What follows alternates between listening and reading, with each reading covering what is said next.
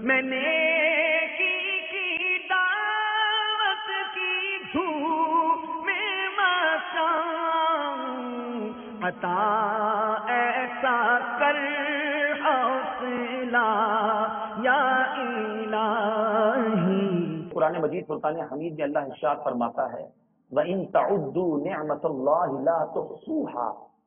ترجمہ کنزُ ایمان، اور اگر اللہ کی نعمتیں گنو تو شمار نہ کر سکو گے۔ اتنی نعمتیں انکاؤنٹیبل۔ ہم یہ جو کھانا کھاتے ہیں نا، دو چیزوں کی صرف اگزامپل دیتا ہوں کہ کس طرح ہم تک پہنچتا۔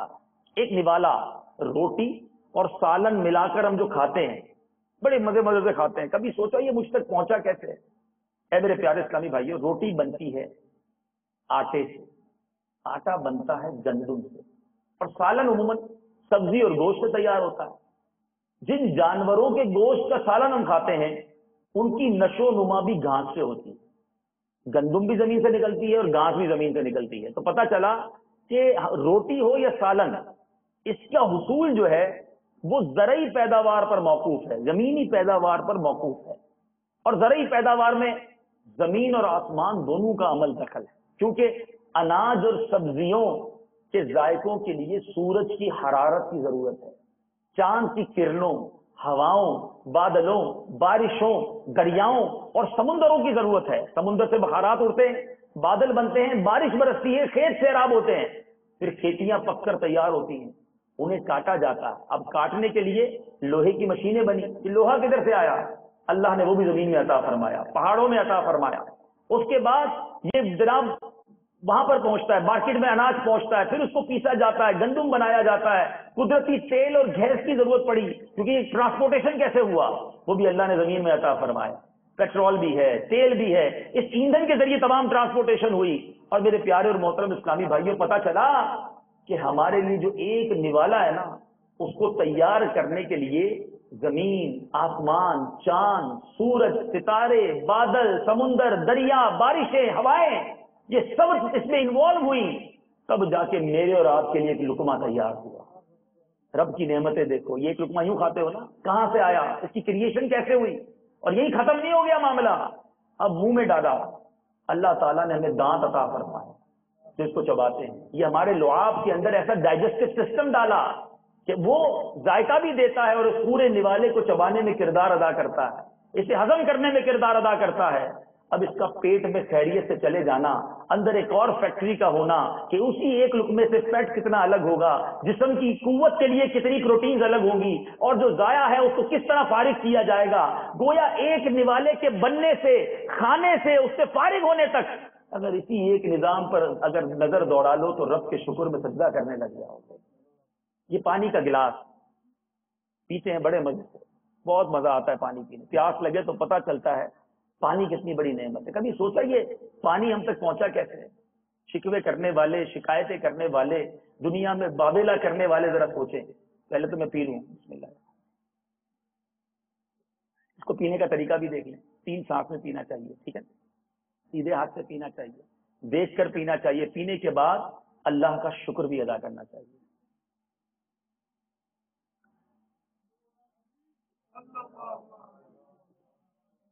اب غور کریں پانی کیسے پہنچا۔ یہ پانی جو ہے نا، اس کا ہم تک پہنچنے کا ذریعہ کیسے بنایا میرے رب نے؟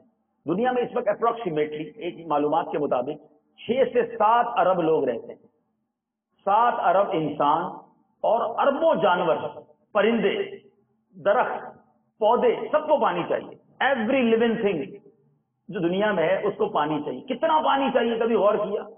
اور سب کو ان کی ضرورت کے مطابق پانی مل جاتا ہے۔ کیسے مل جاتا ہے؟ اب سوچئے، اللہ تعالیٰ نے یہ جو سمندر ہیں، دنیا 33% خشکی پر ہے، ٹھیک ہے، اور 66%، 2/3 دنیا پانی ہے، مگر یہ وہ پانی ہے جو پی نہیں سکتے ہم، سمندر ہے۔ اب اس 33% زمین میں 7 ارب لوگ تقریباً بستے ہیں، ان کو پانی چاہیے۔ اللہ تعالیٰ نے کیا نظام فرمایا؟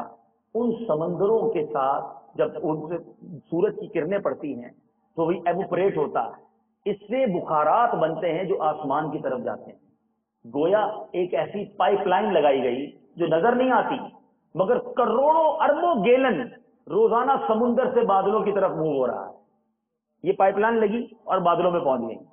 اب بادل گویا فلٹر سسٹم ہے جو سمندر کا کھارا پانی اس کو پیوریفائی کر کے وہ اس کو صاف کر رہے ہیں. اور یاد رکھیں دنیا مانتی ہے اس بات کو, قرآن نے بھی کہا بارش کے پانی کو مائے مبارک کہا گیا. اور آج بھی سائنٹیفکلی یہ پروف ہے کہ دنیا کے سارے منرل واٹر ایک طرف, جو بارش کا پانی ہوتا ہے وہ سب سے زیادہ پیور پانی ہوتا ہے. ان بادلوں میں فلٹر سسٹم ہے, ہمیں نظر نہیں آتا. اچھا انہی بادلوں میں ٹینکس ہیں, پانی اوپر کہیں رکا ہوا ہے نا.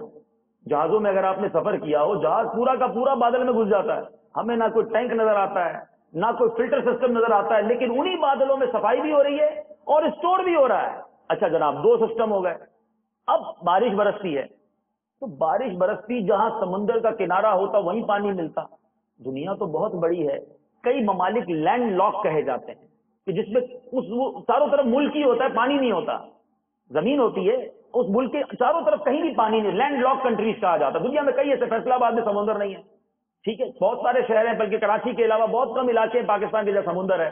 اگر سمندر سے ہی بادل اوپر جاتا, پانی اوپر جاتا, برستا تو سمندری علاقوں کو پانی مل جاتا. یہاں کیسے پانی پہنچا؟ اللہ تبارک و تعالیٰ نے ایک ٹرانسپورٹیشن سسٹم بنایا. وہ بادل ہوا کے ذریعے چلنا شروع ہوئے اور وہاں پہنچے جہاں سمندر نہیں ہے, جہاں پانی نہیں ہے. اب ان بادلوں نے برسنا شروع کیا, ٹھیک ہے, پانی ملا, گھاس کو پانی ملا, درختوں کو پانی ملا, جو بھر لیتے ان کو ملتا, بس بعد میں کب ملتا. اللہ تبارک و تعالیٰ نے اس زمین کو یہ صلاحیت دی کہ یہ زمین پانی کو چوس جاتی ہے. یعنی گویا انڈر گراؤنڈ ٹینکس بنائے گئے, یہ پانی زمین میں محفوظ ہو جاتا ہے. جب بارش ہوتی ہے یہ پانی زمین میں محفوظ ہو جاتا ہے. اور اب جناب کوئی کنواں کھود کے نکال لیتا ہے, کوئی بورنگ کر کے نکال لیتا ہے. اللہ کی شان دیکھو, 50-60 فٹ نیچے سے پانی نکلتا ہے مگر صاف ستھرا پانی پینے کے قابل ہوتا ہے. یہ وہ میرے رب کا نظام ہے. اچھا پھر بہت گرمی ہوئی, نیچے سے بھی پانی ختم ہو گیا, اب کہاں سے پیتی دنیا ہے. ہم کیا کرتے ہیں, فریج میں رکھتے ہیں نا پانی. میرے رب نے قدرتی ریفریجریٹر بنائے. اگر آپ دیکھیں کہ بارش جب پڑتی ہے تو کچھ بارش گلیشیئرز میں پڑتی ہے, کچھ نارڈرن ایریاز میں پڑتی ہے جو ساری کی ساری برف بن جاتی ہے. جب گرمی شروع ہوتی ہے پانی زیادہ چاہیے ہوتا ہے, اب وہ برف پگھلنا شروع ہوتی ہے اور نہروں کے ذریعے پانی سپلائی ہونا شروع ہو جاتا ہے. اس پورے نظام کو دیکھو, یہ ایک گلاس پانی جو میری پیاس بجھا رہا ہے, یہ مجھ تک پہنچانے کا انتظام نہ صرف مجھ تک, ایک ایک انسان تک, مسلمان ہو یا کافر, جانور ہوں, چرند ہوں, پرند ہوں, درخت ہوں, ان سب تک میرے رب کریم نے پانی پہنچایا ہے. فَبِأَيِّ آلَاءِ رَبِّكُمَا تُكَذِّبَانِ, اپنے رب کی کون کون سی نعمتوں کو جھٹلاؤ گے. پھر کہتے ہو جناب میرے پاس کچھ نہیں, میں پریشان, مجھے تکلیف.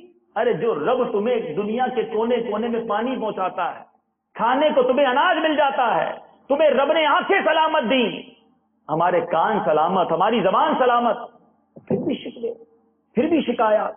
زبان کرتی ہے تو شکوے, شکر ادا کرتے ہیں کہ نہیں. نہیں میرے پیارے اور محترم اسلامی بھائیوں, ہمیشہ اللہ تبارک و تعالیٰ کو شکر ادا کرنا چاہیے. ام المومنین حضرت سیدتنا عائشہ صدیقہ رضی اللہ تعالیٰ عنہ فرماتی ہیں, نور کے پیکر تمام نبیوں کے سرور صلی اللہ تعالیٰ علیہ وسلم میرے پاس تشریف لائے. روٹی کا ایک ٹکڑا گرا ہوا دیکھا. اے وہ لوگوں جو اناج ضائع کرتے ہو, دعوتوں کے اندر معاذ اللہ ثم معاذ اللہ اتنا کھانا ضائع ہوتا ہے کہ کئی لوگوں کے مہینوں کا راشن ہو جائے. یہ ناشکری نہ کرو جن کے دسترخوان سے کھانا پھینکا جاتا ہے. دوست کمیونٹیز, اگر وہ لوگ جو مجھے بیرون ملک میں سن رہے ہیں, ٹرائی ٹو ریئلائز کہ ہم کتنا اناج جو ہے وہ ضائع کرتے ہیں. نہیں نہیں, یہ کبھی بھی نہیں کرنا چاہیے, ویسٹ نہیں کرنا چاہیے. میرے آقا نے روٹی کا ایک ٹکڑا پڑا ہوا دیکھا, میرے آقا نے اسے اٹھایا, پہنچا اور فرمایا, اے عائشہ اللہ کی نعمتوں کا احترام کیا کرو, اس لیے کہ جب یہ کسی اہل خانہ سے روٹ کر چلی جاتی ہے تو دوبارہ لوٹ کے نہیں آتی. میں نے کی دعوت کی دھوم میں مقام عطا ایسا کر حوصلہ یا الہی